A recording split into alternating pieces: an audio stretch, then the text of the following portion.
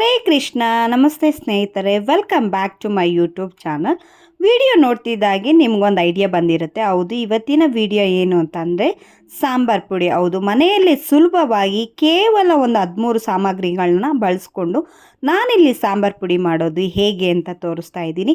ಯಾವುದ್ಯಾವುದಕ್ಕೆ ಎಷ್ಟೆಷ್ಟು ಕ್ವಾಂಟಿಟಿಯಲ್ಲಿ ಹಾಕೋಬೇಕು ಅನ್ನೋದನ್ನು ಕೂಡ ನೀಟಾಗಿ ಡೀಟೇಲ್ ವಿಡಿಯೋನ ಡಿಸ್ಕ್ರಿಪ್ಷನ್ ಕೂಡ ಐಟಮ್ ಸಮೇತ ಯಾವುದ್ಯಾವುದಕ್ಕೆ ಎಷ್ಟೆಷ್ಟು ಗ್ರಾಮ್ ಕೂಡ ಹಾಕಿ ಮಾಡಬೇಕು ಅನ್ನೋದನ್ನ ನಾನಿಲ್ಲಿ ಡಿಸ್ಕ್ರಿಪ್ಷನ್ ಹಾಕಿದ್ದೀನಿ. ವಿಡಿಯೋ ಕೂಡ ತೋರಿಸ್ತಾ ಇದ್ದೀನಿ. ನಾನಿಲ್ಲಿ 1 kg ಧನಿಯಾ ಬೀಜಕ್ಕೆ ಗುಂಟೂರು ಮೆಣಸಿಕಾಯಿ, ಖಾರದ ಮೆಣಸಿಕಾಯಿ, ಬ್ಯಾಡಗಿ ಮೆಣಸಿಕಾಯಿ ನೋಡಿ ಇಷ್ಟು ಕರಿಬೇವನ್ನ ಚೆನ್ನಾಗಿ ತೊಳೆದು ಬಿಸಿಲಲ್ಲಿ ಒಣಗಿಸಿಟ್ಕೊಂಡಿದ್ದೀನಿ. ಹೆಚ್ಚಾಗಿ ಜೀರಿಗೆ, ಹೆಸರು ಕಾಳು, ತೊಗರಿಬೇಳೆ, ಉದ್ದಿನಬೇಳೆ, ಕಡಲೆಕಾಳು, ಅರಿಶಿನಗೋಟು, ಸಾಸಿವೆ, ಮೆಂತ್ಯ, ಮೆಣಸು ಎಲ್ಲದನ್ನು ಕರೆಕ್ಟ್ ಅಳತೆಯಲ್ಲಿ ತೊಗೊಂಡು ಸಾಂಬಾರು ಪುಡಿ ಮಾಡಿಕೊಂಡ್ರೆ ತುಂಬ ಚೆನ್ನಾಗಿರುತ್ತೆ. ಸಾಂಬಾರಿಗೆಲ್ಲ ರಾಜ ಅಂದರೆ ಸಾಂಬಾರು ಪುಡಿ. ಹೌದು, ನೀವು ಸಾಂಬಾರು ಪುಡಿ ಚೆನ್ನಾಗಿದ್ದರೆ ಮಾತ್ರ ಯಾವುದೇ ಥರ ಸಾಂಬಾರು ಮಾಡಿ ತುಂಬ ಚೆನ್ನಾಗಿರುತ್ತೆ. ಇದನ್ನು ನೀವು ಹುಳಿ ಸಾರು, ಬಸ್ಸಾರು ಮತ್ತು ಇದ್ಕಿದ ಬೇಳೆ ಸಾರು ಎಲ್ಲ ಥರ ಸಾಂಬಾರಿಗೆ ಯೂಸ್ ಮಾಡ್ಕೋಬೋದು. ಹೇಗೆ ಮಾಡೋದು ಅಂತ ನಾನಿಲ್ಲಿ ತೋರಿಸ್ತಾ ಇದ್ದೀನಿ ನೋಡಿ. ಮೊದಲಿಗೆ ನಾನಿಲ್ಲಿ ಧನಿಯಾ ಬೀಜನ ನೀಟಾಗಿ ಮರಕ್ಕೆ ಹಾಕ್ಕೊಂಡು ಕೇರ್ಕೊಂಡು ನೋಡಿರಿ 1 kg ಧನಿಯಾ ಬೀಜ ಇದರಿಂದ ಕಾಲು ಕೆ ಜಿನೇ ಹುರ್ಕೊತಾ ಬನ್ನಿ. ನೀಟಾಗಿ ನೋಡಿ ಈ ಥರ ಒಂದು ಚೂರು ಕೂಡ ಸೀಸ್ದಂಗೆ ಸಿಮ್ಮಲ್ಲೇ ಇಟ್ಟು ಉರಿಬೇಕು.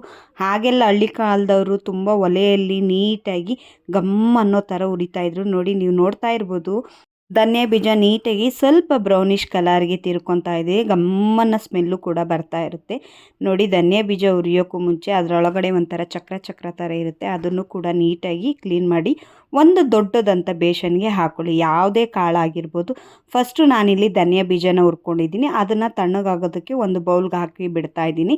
ನೆಕ್ಸ್ಟು ಕಡಲೆಕಾಳು ನೋಡಿ, ಕಡಲೆಕಾಳು ಕೂಡ ಈ ಥರ ಬ್ರೌನಿಷ್ ಕಲರ್ ಆಗೋವರೆಗೂ ಹುರ್ಕೋಬೇಕು.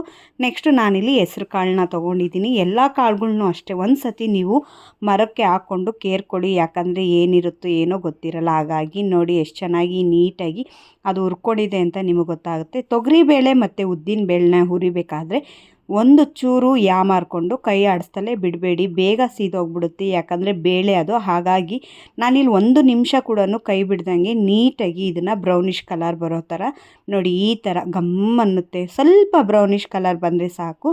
ಅದರಲ್ಲಿರೋ ಹಸಿ ಸ್ಮೆಲ್ಲೆಲ್ಲ ಹೋಗ್ಬಿಟ್ಟು ನಿಮಗೆ ಈ ಥರ ಬ್ರೌನಿಷ್ ಕಲರ್ ಬರುತ್ತೆ. ಏನೆಲ್ಲ ಹುರ್ಕೊತೀರೋ ಅದನ್ನೆಲ್ಲ ಒಂದೇ ಬೇಸನ್ಗೆ ಹಾಕ್ಕೊಳ್ಳಿ. ನೋಡಿ, ಮೆಂತ್ಯ ಮತ್ತು ಸಾಸಿವೆ ಉರಿಬೇಕಾದ್ರೆ ಅದು ಪಟ ಅಂತ ಸಿಡಿಯುತ್ತೆ. ಅದರಲ್ಲಿರೋ ಅಂಥ ಅಂಶ ಎಲ್ಲ ಹೋಗುತ್ತೆ. ನೋಡಿ, ಜೀರಿಗೆನ ನೀವು ತುಂಬ ಹೆಚ್ಚಾಗಿ ಒಂದು 600 ಗ್ರಾಮ್ ಅಷ್ಟು ಜೀರಿಗೆನ ನಾನಿಲ್ಲ ಹಾಕ್ಕೊಂಡಿದ್ದೀನಿ. ಒಂದು 2 ಸತಿ ನಾನಿಲ್ಲಿ ಹುರ್ಕೊತಾ ಇದ್ದೀನಿ. ಜೀರಿಗೆ ಹೆಚ್ಚಾಗಿದ್ದಷ್ಟು ಜೀರಿಗೆ ಮೆಣಸು ಒಳ್ಳೆ ರುಚಿನ ಬರುತ್ತೆ ಸಾಂಬಾರು. ಹಾಗಾಗಿ 300 ಗ್ರಾಮಷ್ಟು ಮೆಣಸು ಮತ್ತು 600 ಗ್ರಾಮಷ್ಟು ಜೀರಿಗೆನ ತೊಗೊಂಡಿದ್ದೀನಿ. ಅರಿಶಿನಗೋಟು ಒಂದು 100 ಗ್ರಾಮ್ ಆದರೆ ಸಾಕು. ಯಾಕಂದರೆ ಎಲ್ಲ ಸಾಂಬಾರು ಮಾಡಬೇಕಾದ್ರೆ ನಾವಿಲ್ಲಿ ಸ್ವಲ್ಪ ಒಂದು ಚಿಟಿಕೆ ಅಷ್ಟನ್ನು ಅದು ಹಾಕ್ಕೊತೀವಿ. ಅದಕ್ಕಾಗಿ ನೀಟಾಗಿ ಅರಿಶಿನಗೋಟನ್ನ ಈ ಥರ ಕುಟ್ಟಿ ಸ್ವಲ್ಪ ನೋಡಿ ಅದು ಒಂದು 3 ಹೋಳು ಆಗೋ ಥರ ಮಾಡಿಕೊಂಡು ನೀಟಾಗಿ ಹುರ್ಕೊಳ್ಳಿ. ನೆಕ್ಸ್ಟು ಅದನ್ನು ನೋಡಿ ತೊಗೊಂಬಂದು ಒಂದು ಚಾಪೆ ಹಾಸಿ ಅದ್ರ ಮೇಲೆ ಒಂದು ಕವರ್ ಹಾಕ್ಬಿಟ್ಟು ನೀಟಾಗಿ ಬಿಸಿಲಿಗೆ ಒಣಗಾಕಿ. ಯಾಕೆ ಅಂದರೆ ನೀವು ಬಿಸಿಲಿಗೆ ಹಾಕೊಂಡ್ರೆ ಸ್ವಲ್ಪ ಗರಿ ಆಗಿರುತ್ತೆ, ಮಿಷಿನಲ್ಲಿ ನೀಟಾಗಿ ಬ್ಲೆಂಡಾಗಿ ಬರುತ್ತೆ.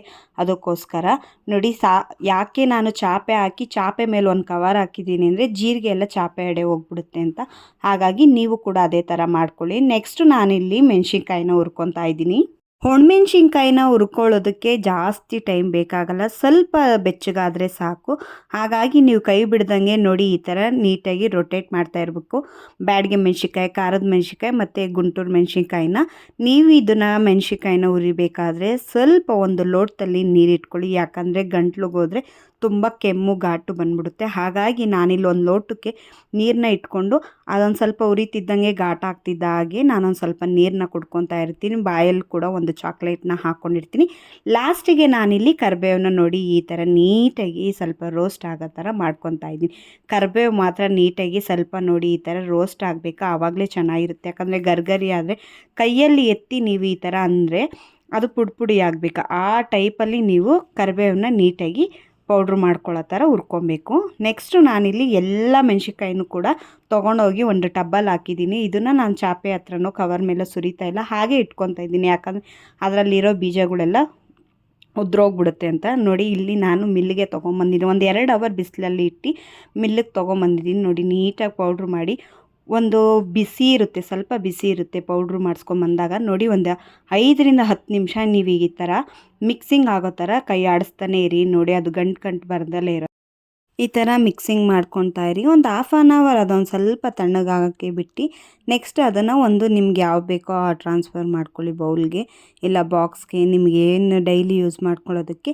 ಮಿಕ್ಕಿದಂಥ ಸಾಂಬಾರು ಪುಡಿಗೆ 1-2 ಕಾಳು ಕಲ್ಲುಪ್ಪು ಮೇಲೆ ಮಾತ್ರ ಬಾಕ್ಸ್ ಮೇಲೆ ನೀವು ಹಾಕಿಟ್ರೆ ತುಂಬ ದಿನ ಸಾಂಬಾರು ಪುಡಿ ಬಾಳಿಕೆ ಬರುತ್ತೆ. ಯಾವುದೇ ಥರ ಹುಳ ಹತ್ತೋದು ಇಲ್ಲ ಗಂಟಾಗೋದು ಏನೂ ಬರೋದಿಲ್ಲ. ನೋಡಿ ಎಷ್ಟು ನೀಟಾಗಿ ಮಿಕ್ಸಿಂಗ್ ಮಾಡ್ತಾಯಿದ್ದೀನಿ ಆ ಥರ. ಯಾಕಂದರೆ ಫಸ್ಟೆಲ್ಲ ಧನಿಯಾ ಬೀಜ ಇರುತ್ತೆ, ಆಮೇಲೆ ಮೆಣಸಿನ್ಕಾಯಿ ಬರುತ್ತೆ. ಹಾಗಾಗಿ ನಾನಿಲ್ಲಿ ಸಾಂಬಾರು ಪುಡಿ ಜೊತೆಗೆ ಅಚ್ಕಾರದ ಪುಡಿನೂ ಕೂಡ ಮಾಡಿಸ್ಕೊಂಬಂದಿದ್ದೆ 1 kg ಆಗೋಷ್ಟು. ಎಲ್ಲದನ್ನು ಕೂಡ ಮನೆಯಲ್ಲೇ ಮಾಡ್ಕೊಳ್ಳಿ.